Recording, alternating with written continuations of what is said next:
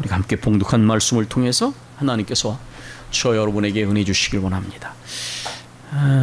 제가 요즘에 이렇게 건강의 회복을 위해서 계속 운동을 하면서 로고스 전자성경을 듣는다는 얘기를 드렸습니다. 이 성경은 빨리 읽기도 있지만은 아주 속독을 하는 성경이 내용 그 프로그램이 있어서 30일, 60일, 90일, 120일에 성경을 한 번 읽을 수 되어 있는데 30일 한 달에 성경을 한 번 읽는 그 프로그램은 37시간이면 성경을 한 번 들을 수 있도록 되어 있습니다. 어쨌든 37시간이면 하루가 24시간이니까 정말 우리가 하루 종일 읽는다면 이틀이 걸리지 않아서 성경을 한 번 듣게 돼요. 물론 여자분과 남자분이 성경 읽는데 그 목소리가 조금 약간 처음에는 부자연스럽게 느껴지지만 그러나 그 말씀의 그 유익이 되는 것은 마치 어떤 20살의 고시를 합격한 어떤 그 청년이 자기는 복습을 가장 최단시간에 한다. 왜냐하면 우리 기억이 한계가 있기 때문에 처음에는 아주 정독을 하듯이 공부를 하지만은 복습을 할 때는 계속해서 짧은 시간 내에 반복을 하면서 자기는 공부를 했다. 그렇게 얘기를 했어요. 하나님 말씀도 그런 유익이 있는 것이죠. 짧은 시간 내에 말씀을 계속 반복을 하게 되면, 그리고 원래 성경은 편지입니다. 여러분께서 바울 서신도 편지인데 편지를 누가 끊어서 읽는 것이 있습니까? 편지는 처음부터 끝까지 읽어야죠. 그런데 우리가 사실 그렇게 읽지 않거든요. 고린도서를 처음부터 끝까지 읽어야 되는 거예요. 성경 전체는 하나님의 편지, 하늘의 편지이기 때문에 우리가 그렇게 하늘의 편지를 반복해서 읽으시면 유익이 됩니다. 말씀을 들으면서 많이 생각하게 되고 많이 은혜가 되고, 저는 평생을 말씀을 가르치는 사역을 위해서 왔으니까 더욱 말씀의 종이 되고 무릎의 종이 되리라 그렇게 다짐하고 또 다짐합니다. 여러분께서도 제가 더욱 말씀과 무릎의 종이 되도록 오늘 장로님께서도 기도해 주신 것처럼 기도해 주시기를 바랍니다. 저는 말씀을 들으면서 특별히 제가 평생을 이렇게 돌아보면 시편의 말씀을 가장 많이 애독하지 않았는가. 특별히 삶의 깜깜한 순간, 어두운 순간이 되면 이 시편의 말씀을 많이 찾아서 1편부터 읽었던 것 같습니다. 요즘에는 욥기를 또 그 욥기의 깊은 맛을 본 다음에는 욥기를 읽습니다. 흔히 말하는 시가서들에 포함된 성경이죠. 시편은 칼빈이 말한 것처럼 영혼의 해부학입니다. 시편을 읽으면, 가슴으로 읽으면, 욥기도 마찬가지지만 인간이 느끼는 희노애락이 거기에 다 들어있어요. 그래서 이 시편의 말씀을 정말 가슴으로 읽으면 최고의 상담가를 만난 것 같은 느낌이 듭니다. 그래, 이런 분노, 이런 절망, 이러한 어떤 두려움, 이런 모든 것들이 정말 바로 내 심정이야, 이렇게 되거든요. 그래서 시편의 깊은 맛을 본 사람들은 이것이 얼마나 우리 영혼의 해부학이라고 하는 칼빈의 말을 가슴으로 느끼게 됩니다. 그러나 만약에 단순히 상담에 불과하다면 이 세상에 전문가 상담가들이 많죠. 시편은 인간적인, 너무나 인간적인, 그래서 우리에게 최고의 상담가가 되기도 하지만은 신앙적인, 너무나 신앙적인 책이다. 그러한 모든 희노애락의 상황에서 무릎으로 하나님께 나아가는 신앙적 실존의 모습이 거기에 적나라하게 드러나 있어요. 인간적인, 너무나 인간적인, 그러나 인간적인 넋두리에 끝나는 것이 아니라 그 상황에서 하나님을 향하여 부르짖으며 나가는 신앙인의 모습, 신앙적인, 너무나 신앙적인 모습이 마음의 깊은 은혜가 되는 것입니다. 저는 여러분께서 시편 말씀의 깊은 맛을 보셨으면 좋겠다라는 생각을 하고, 제가 목회를 하며 가는 교회마다 항상 시편을 한 번 이상 깊이 교우들과 함께 나누었었습니다. 우리 교회에서도 수요일과 금요일에 시편 한 번씩 다뤘고, 또 새벽마다 1년에 한 번씩 우리가 말씀을 읽게 되니까 어쨌든 시편을 계속 보고 있습니다. 시편을 제가 그렇게 또 사랑하고 시편을 깊이 다뤘기 때문에 제 나름대로 시편을 분석하는 몇 가지 틀들을 가지고 시편을 들여다보게 되었습니다. 여러분에게 그 틀 몇 가지를 소개를 드리고 그 다음에 그 틀에 따라서 한번 오늘 본문을 분석해 보겠습니다. 여러분께서 시편을 읽으시면 먼저 등장인물을 찾아보시기를 바랍니다. 왜 그러냐면 대부분의 시인들이 처한 상황의 문제들은 인간의 관계 속에서 오는 거예요. 우리 인생의 많은 문제들은 인간 관계에서 올 때가 많아요. 그래서 그 등장인물이 누군가를 찾아보면 그 등장인물과의 관계 속에서 내가 현재 처한 상황이 드러나게 됩니다. 특별히 악인, 원수 뭐 이런 얘기들이 많이 나오시오. 그 다음에 두 번째로는 하나님에 대한 호칭을 찾으십시오. 왜냐하면 그 호칭은 그 상황 속에서 하나님에 대한 신앙의 고백이 담긴 그런 호칭이에요. 그래서 그건 그냥 호칭이 아니라는, 물론 주 여호와 이런 호칭도 있지만은 오늘 본문에도 있다 보겠지만은 거기에 상황 속에서 하나님께 대한 신앙이 담겨져 있는 아주 독특한 신앙의 고백이 나와 있습니다. 세 번째로는 시편을 보실 때 항상 시작과 끝을 보십시오. 왜냐하면 이 시작과 끝은 두 가지 변화를 보여줍니다. 상황이 어떻게 변화되어졌는지를 보여줍니다. 그런데 더 놀라운 것은 그 상황의 변화 이전에 마음의 상태, 영적인 상태가 변화돼서 나타난 변화가 시작과 끝을 비교하면 알 수가 있게 됩니다. 또 그 그럼으로써 그 시의 분위기를 보게 됩니다. 그 시의 분위기를 본다는, 파악하게 된다는 것은 그 시의 종류를 파악해야 된다는 거예요. 이것이 탄식시인지, 이것이 찬양시인지, 이것이 제왕시인지 이런 것들을 알게 됩니다. 우리 청년부에서도 지난번에 한번 제가 처음으로 성경을 귀납적 성경 연구에 따라서 또는 공동체 성경 연구에 따라서 교재를 만드는 방법 훈련했는데 아주 처음치고는 훌륭하게 잘했습니다. 여러분께서 아마 이 시편도 제가 말씀드린 이 네 가지 정도만, 또 거기에 더해서 자주 반복되는 표현이 무엇인가를 찾아라, 이 다섯 가지 정도를 가지고 시편을 들여다보셔도 마냥 어렵게 느껴지는 시편을 잘 분석할 수 있는 힘을 얻게 될 것입니다. 오늘 이 틀을 가지고 보면 등장인물이 누구입니까? 여기에 가장 등장인물은 무엇보다 나이죠. 그리고 4절과 7절과 10절을 보시면 여기 이런 표현들은 악인, 곧 불의한 자와 흉악한 자.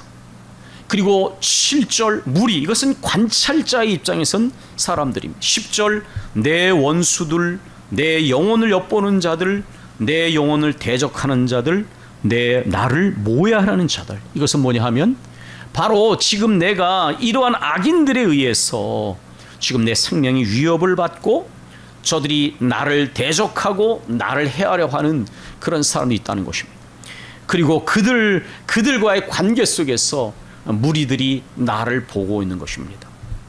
이게 도대체 어떤 상황일까? 많은 해석이 있지만은 나의 반석, 나의 산성이라고 하는, 이따가 보겠지만 이 나의 요새, 이런 건 다윗이 자주 사용하는 하나님의 호칭입니다. 그렇다면 이것이 만약에 다윗의 시라고 한다면 이 상황이 무엇인가?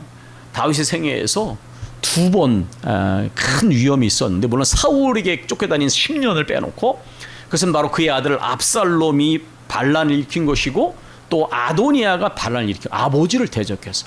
근데 아도니아의 반란보다 압살롬의 반란이 압도적으로 컸습니다. 거의 나라가 거의 압살롬이 넘어가고 거의 다윗이 죽임을 당할 뻔했습니다. 그러니까 이런 상황이라고 하는 것을 생각해 보면 부끄러움과 수치라는 말의 의미를 이해할 수 있죠. 왜냐하면 아버지를 대적해서 아들이 반란을 일으킨 거예요. 그러니까 아들과 아버지가 지금 적이 됐으니까 이게 다윗 같은 영웅, 다윗 같은 거룩한 하나님의 왕이 이런 일을 겪었을 때 얼마나 부끄러울까라는 거예요. 부끄러움과 수치, 그리고 대세를 따라 기우는 모든 어떤 신하들이나 다수, 원래 다수는 눈치를 보고 대세를 쫓는 것이 일반적이지 않습니까? 그러니까 그런 상황에서 지금 아주 부끄럽고 아주 위험한 그런 상황에 처해 있는 것입니다. 이러한 등장인물 속에 형성된 상황 속에서 다윗이 하나님을 뭐라고 부르는지를 보겠습니다. 여러분, 거기 71편 3절을 보십시오. 주는 내가 항상 피하여 숨을 바위, 이렇게 돼 있죠. 그리고 그 뒤에 보면 나의 반석, 나의 요새, 이렇게 돼 있습니다. 3절에 보시면 또 4절, 12절, 22절엔 반복된 호칭이 나오는데 나의 하나님이여, 나의 하나님이여, 나의 하나님이여, 이렇게 말합니다. 5절을 보시면 주는 나의 소망이시요 내가 어릴 때부터 신뢰한 이시라. 하나님을 향한 이 신뢰의 믿음이 뿌리가 깊은 거예요. 7절 주는 나의 견고한 피난처, 이렇게 말했습니다. 또 이스라엘의 거룩하신 주여. 그 이외에 여호와여, 주 여호와여. 이 여호와라고 하는 것은 언약 관계를 담고 있는 호칭입니다. 하나님과 나와의 관계 속에서 하나님은 나의 하나님이 되시고 나는 하나님의 백성 자녀입니다. 이러한 특별한 언약 관계를 담고 있는 것이 여호와라고 하는 호칭입니다. 여호와여, 주 여호와여, 나의 하나님이여, 이렇게 나오죠. 여러분, 여기에 보면 나의 하나님이여, 이 구절, 이 표현이 4절, 12절, 22절에 반복되지 않습니까? 그리고 여러분 자세히 보시면 여호와여 이거 이외에 하나님이여, 하나님이여, 하나님, 하나님, 이렇게 12절, 17절, 18절, 19절에 계속 하나님, 이게 뭡니까? 기도할 때 하나님의 이름을 부르는 거예요. 하나님이여 부르는 겁니다. 이것은 물에 빠진 사람이 살려줘, 이렇게 절대 말하지 않죠. 하나님을 향하여 간절하게 하나님이여 이렇게 부르는 것이에요. 제가 가끔은 여러분 그렇게 부르라고 얘기를 해도 잘 안 하시더라고요. 부르셔야 되는 거예요. 하나님을 향하여 간절하게 하나님이여, 하나님이여. 아마 더 목이 터져라. 때때로 다윗이 이렇게 말하지 않습니까? 내가 주를 찾기 때문에 내가 내 눈이 흐려지고 내가 피곤합니다. 그건 무엇입니까? 주님을 얼마나 찾았는지 상황에서 눌리는 탈진을 넘어서서 하나님을 부를 때까지 진입하실 정도까지 부르는 거예요. 하나님이여, 하나님이여, 하나님이여, 하나님이여. 나의 하나님이여, 나의 하나님이여, 나의 하나님이여. 여호와여, 주 여호와여, 나의 반석, 나의 산성이시여. 이렇게 부르고 있는 것입니다. 시작과 끝을 비교해 보겠습니다. 1절과 2절입니다. 여호와여, 내가 주께 피하오니 내가 영원히 수치를 당하게 하지 마. 지금은 부끄럽지만 그러나 주를 믿는 자는 끝까지 부끄러움 당치 않을 것을 분명히 믿기에 영원히 수치를 당하지 말게 하소서. 주의 의로 나를 건지시며 나를 풀어주시며 주의 귀를 내게 기울이사 나를 구원하소서. 이것은 위급한 상황이고 부끄러운 상황이고 위험에 처한 것이고 이 상황에 내게 지금 압도되어 매여 있는 것입니다. 그럴 때에 그는 주를 간절히 찾으며 보호와 도움과 구원을 요청하고 있는 것입니다. 그러면 끝부분을 보겠습니다. 22절로 24절입니다. 나의 하나님이여, 내가 비파 또 비파로 주를 찬양하며 주의 성실을 찬양하리이다. 두 번이나 찬양이 나왔죠. 이스라엘의 거룩하신 주여, 내가 수금으로 주를 찬양하리다. 비파와 수금으로 주를 찬양하리다. 내가 주를 찬양할 때에 나의 입술이 기뻐 외치며 주께서 속량하신 내 영혼이 즐거워하리이다. 나의 혀도 종일토록 주의 의를 작은 소리로 읊조리려오리니 나를 모해하려는 자들이 하던 자들이 수치와 무한을 당하매니이다. 여러분 변화를 보셨습니까? 1절에 보면 수치, 그 다음에 여러 가지 어떤 두려움, 눌림이 느껴지지 않습니까? 그런데 22절, 24절에 보면 찬양, 찬양, 찬양, 찬양, 네 번이나 찬양이 등장합니다. 비파로 찬양하고 수금으로 찬양하고 주의 성실을 찬양하고 내가 주를 찬양하며 또 나의 입술이 기뻐 외친다고 말하고 내 영혼이 즐거워한다고 말합니다. 영혼은 모든 지정인을 포함한 인간 전적인 존재를 표현할 때 영혼이라고 표현하는 것입니다. 나의 혀도 종일 주의 의를 작은 소리로 읊조리리다. 탄식, 이 시를 처음 보면 탄식시처럼 느껴지지요. 그러나 김종준 목사님은 말합니다. 탄식시는 탄식시라고 부르면 안 된다. 만약 그렇다면 아까 말한 것처럼 인간적인 넋두리가 되겠지요. 이 탄식시에는 간절하게 주 앞에 나아가는 신앙의 실존, 신앙의 모습을 통해서 어느 순간 보면 그 탄식이 오늘 본문처럼 찬송으로 바뀌어져 있습니다. 이 분위기를 보면 이 분위기가 바뀌는 거예요. 신앙의 고백이 담긴 호칭으로 하나님을 부르며 기도할 때에 이런 변화가 일어납니다. 놀라운 것은 종종 우리는 상황이 변할 때 사실 이런 찬송이 터져나올 것처럼 보여지지만은, 그러나 시편에는 종종 선취적 찬양이 나옵니다. 그게 무슨 말입니까? 하나님에 대한 간절한 기도를 통하여 하나님에 대한 믿음이 회복될 때, 다시 말해서 내가 오늘 갑자기 처음 믿은 것이 아니라 오늘 이제까지 여기 이르는 동안 내 생애에 하나님의 역사하심을 기억하게 되는 것입니다. 좁아졌던 마음이, 상황이 압도됐던 마음이 이제까지 내 생애에 한 번, 두 번이 아니라 끊임없이 역사하신 하나님이 그 신실하심, 성실하심을 떠올리게 되고, 그럴 때에 내 요동하는 마음이 잔잔해지는 것입니다. 그리고 그 안에서 하나님을 향한 소망이 회복되는 것입니다. 그러므로 인하여 마음의 변화가 먼저 일어나는 거예요. 그래서 마치 상황이 변화된 것처럼 찬송이 터져나오는 거죠. 믿음은 바라는 것들의 실상이요 보지 못하는 것들의 증거다. 그러면 이제 이런 질문을 해보겠습니다. 도대체 이 시가 다윗에 언제 쓰여진 시냐? 아까 압살롬이라 한다면 이것은 다윗이 나이가 들어서 일어난 일입니다.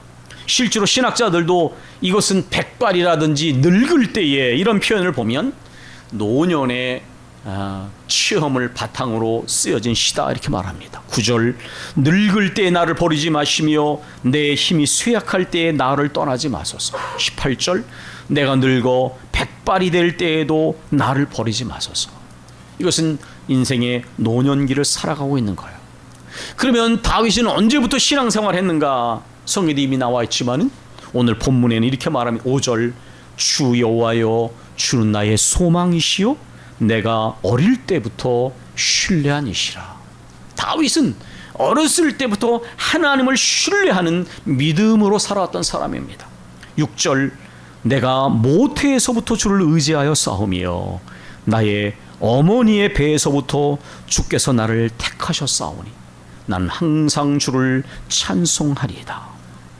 정말 모태신앙이라고 부르는, 그러나 그것은 모태신앙의 의미가 좀 다릅니다. 이것은 하나님이 모태에서부터 나를 택하셨다고 하는 그런 하나님의 택하심에 대한 신비함을 고백하는 신앙의 표현이에요. 단순히 그냥 어머니가 나갔으니까 이런 뜻이 아닙니다. 17절, 하나님이여 나를 어려서부터 교훈하셨으므로, 말씀을 어렸을 때 배운 사람이에요. 내가 지금까지 주의 귀한 일을 전하였나이다.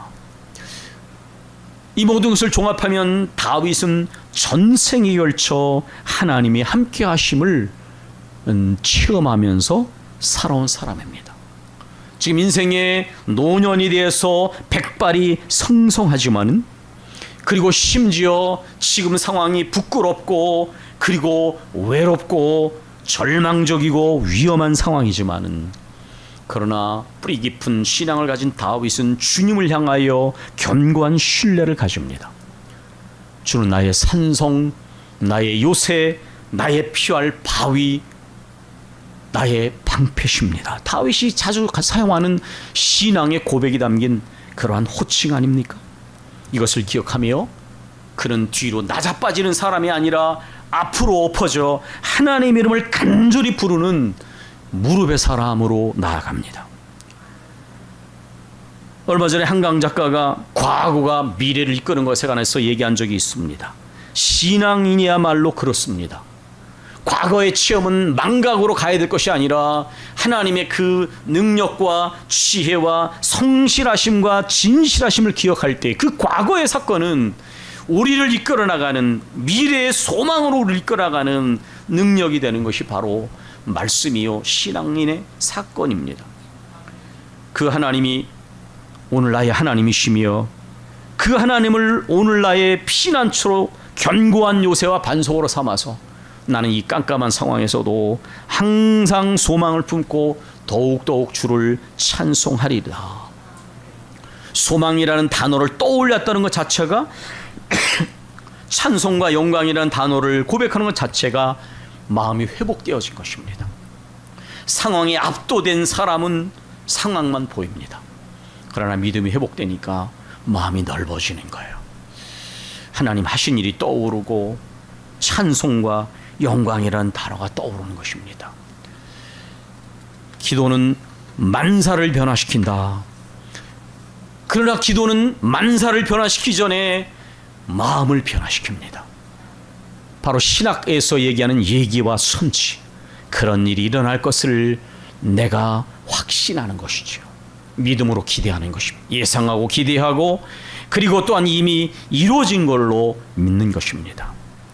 주 여호와여, 주는 나의 소망이시요 내가 어릴 때부터 신뢰한 이시라. 하나님이여, 나를 멀리하지 마소서. 나의 하나님이여, 속히 나를 도우소서. 나는 항상 소망을 품고 주를 더욱더욱 찬송하리다. 다윗은 전생에 모태에서부터 백발의 노년이 될 때까지 하나님의 성실하심, 그 인자하심, 그 택하고 실어버리지 않는 그 하나님 함께 하심을 믿고 붙잡고 나아가고 있습니다. 바로 정말 경건한 노년을 우리에게 보여주고 있는 것입니다. 환난을 당해도 하나님을 향한 깊은 신뢰로 소망을 잃지 않고 찬송과 영광을 주께 돌리며 후대에 주의 이름을 전할 것이라고 말하고 있습니다. 여러분, 저는 목사로서 30년을 살아왔습니다. 제가 이렇게 노회를 가고 많은 목회자들과 장로님들 만나면서 외람될지 모르지만 두 종류의 목사님과 장로님이 있다는 것을 보았습니다. 젊었을 때부터 항상 정치에 관심이 있고 다른 사람 앞에 인정받는 것을 좋아하고 내도는 분들은 나이가 드니까 못 견뎌요. 왜냐하면 골방의 영성을 익히지 못했기 때문인 거예요. 그런 분들은 무리를 범합니다. 자기를 드러내지 못하고 자기가 인정받지 못하면 견딜 수가 없고, 그리고 교회에도 유익을 끼치는 대신 해를 끼치는 경우가 많아요.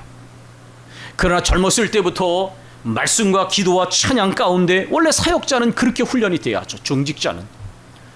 그래서 늘 말씀과 기도 가운데 골방의 영성을 익힌 사람은 노년이 됐을 때 외로움이 그렇게 크게 문제되지 않습니다. 오히려 그 외로움이 유익이 되기도 하는 거예요. 왜냐하면 주님과의 깊은 만남이 있기 때문에, 하나님의 말씀이 주는 위로와 소망을 가지고 살기 때문에 사람이 좀 나를 인정하지 않아도 때로는 마음의 상처를 큰 문제가 되지 않아요. 그러나 골방의 영성을 익히지 못한 분들은 목회자라도 그 노년의 모습이 덕스럽지가 않습니다. 그것은 단순히 덕스럽지 못한 모습을 넘어서서 교회에 해로운 결과를 가지는 경우들이 참 많습니다. 장로님들도 마찬가지입니다. 그러나 말씀과 기도와 찬양 가운데 늘 주님과 동행하며 주님과의 깊은 교제 가운데 골방의 영성을 익힌 분들은 노년의 삶의 모습이 덕스럽게 되고 교회와 성도들에게도 유익을 끼치게 됩니다.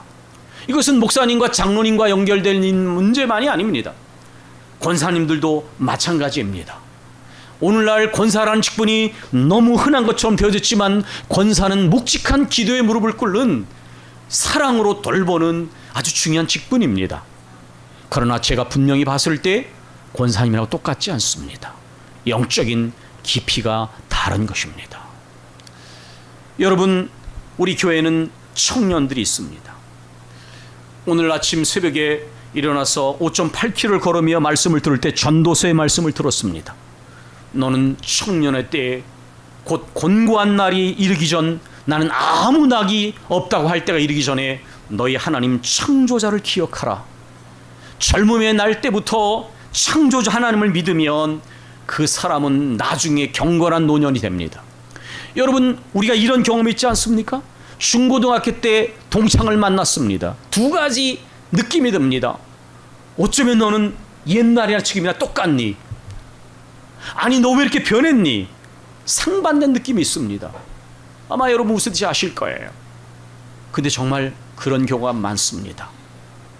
그 고등학교 때 중학교 때 살아가던 성격 삶의 방식이 그대로 40, 50이 이어지는 친구들이 있어요. 성실함으로 말하면 굉장히 좋은 거지만은 뭔가 삶을 얼렁뚱땅하고 뭔가 편법을 쓰던 모습이 45년 그건 굉장히 불행한 거예요. 변화가 있다면 긍정적인 변화가 돼야 되죠. 제가 이것은 가감없이 말씀을 드리면 결국 중고등학교 시절에 청년 시절에 어떻게 하나님을 섬겼느냐가 나중에 연결된 게 굉장히 많습니다. 말씀과 기도와 찬양 가운데 정말 주님을 가까이 하고 환난 가운데서도 주님을 의지하고 믿음의 훈련을 쌓은 사람은 경건한 노년으로 갈 가능성이 큰 거예요. 그러나 청년 시절에 영적으로 훈련이 안 되면 가정을 이룰 때도 벌써 자녀를 믿음으로 양육하기 어렵습니다. 그래서 우리가 믿음의 가정을 이루고 믿음으로 자녀를 양육하고 믿음으로 가정을 세우는 일에 기도하는 이유가 바로 그거예요.